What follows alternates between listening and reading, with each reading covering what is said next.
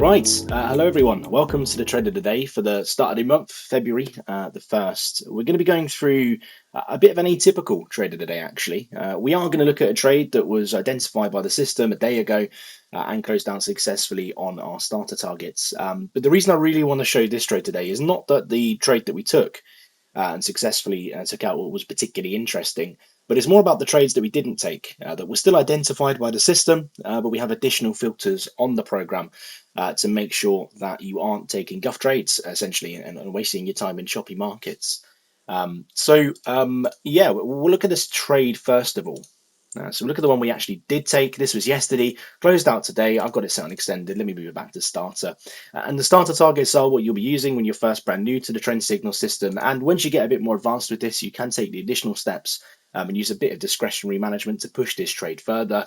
And I mean, really, when you get really good at this, you can push it pretty much as far as you like within reason. Obviously, these markets don't just move in one clear direction, or it'll be very easy. But with this particular trade, we took it yesterday as a sell trade against the trend, actually, which is interesting. We tend to find these trades tend to be less explosive than the ones that have a lot of supporting factors built into them. But the market went down as we expected. We shorted the market. We passed this. You can see the wick. I'm going to remove the line there just so you can see it. But you've got the wick to the candle. For those of you who are brand new, this level here is the current price. This is where it's been throughout the day. So we've gone back up. It was lower. You can confirm that in a lower time frame as well if you so wish. But people using the basic approach to Trendsignal, just using those starter targets for quick entries, we have shorted already. We've taken that profit. It was about 40 pips. It wasn't about 40 pips. It was exactly 40 pips. We've taken that trade. We put our funds and we're waiting for the next strong entry. But again, this isn't really what's actually interesting about this trade. This is a fairly standard, boring Trendsignal trade. What's more important is these other entries that you can see generated by the system over the last couple of weeks. One of the things I get a lot when we zoom out on these charts and we look at this, you sometimes get this kind of approach where you have the system generating a lot of trades that seem to be contradicting each other within a short cluster. Okay, so why on the 23rd did we want to buy the market? Why on the 24th did we want to sell the market? Why on the 29th did we want to buy it? And then why 2 days later did we go, you know what, I've actually made a decision, we're changing our mind again for the fourth time. The reason is that essentially we expect a little bit of extra thought and consideration when you're using these tools. Luckily, it's very easy. It's one simple rule that you can apply. But with these algorithms, they're very, very good at detecting turning points.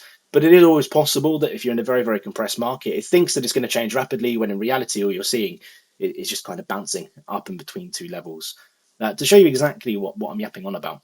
We essentially have, over the last couple of weeks, a couple of regions that the price has been trapped within. This is the longer kind of price channel. This one's less important. This is just a recent low, essentially.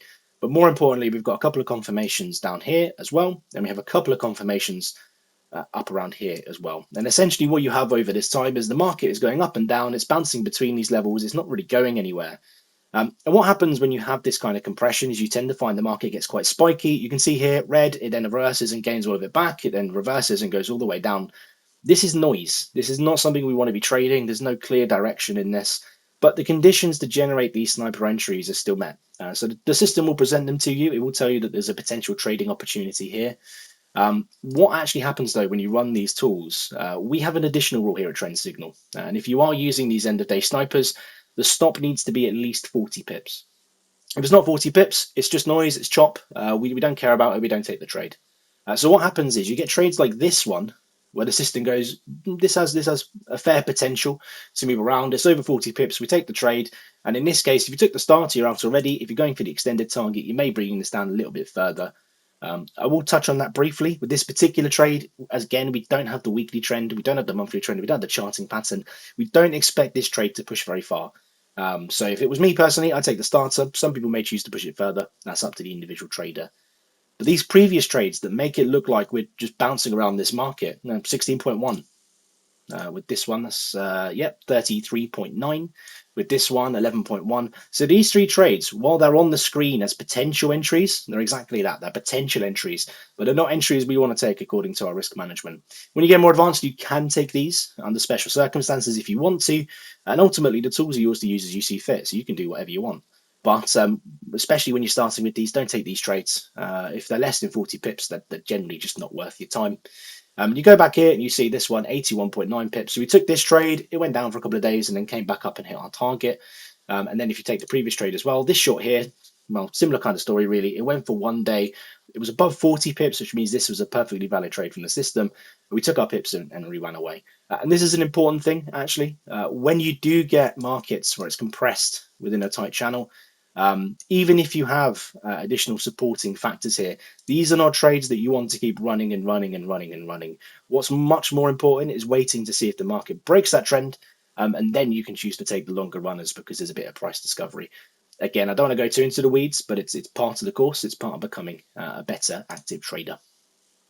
If you want to see how we actually use this in real life, how we actually apply this, we have a lot of content. We've got the Trendsignal Trading Club. Some of you might be familiar with. I'm sure they'll post a link to it in the bio as well. But more importantly, we do have the webinars. We do this 3 times a week. We go through old trades. We go through currently running trades. And we also talk about the trades that we'll be looking to take later that day. So there is opportunities that you can put on your brokerage account as well, if you so wish. We do 3 of them a week. We do Monday 12:30. This is all UK time. We do Tuesday 7 p.m. and we do a Friday 10:30. Again, I'm sure there'll be a link somewhere, but do come along, do see how we run these trades, how we manage this, and we'll give you a couple of trading opportunities that you can take for your trouble as well. And we take questions the entire way through. Yeah, hopefully we'll see you soon. Bye-bye for now.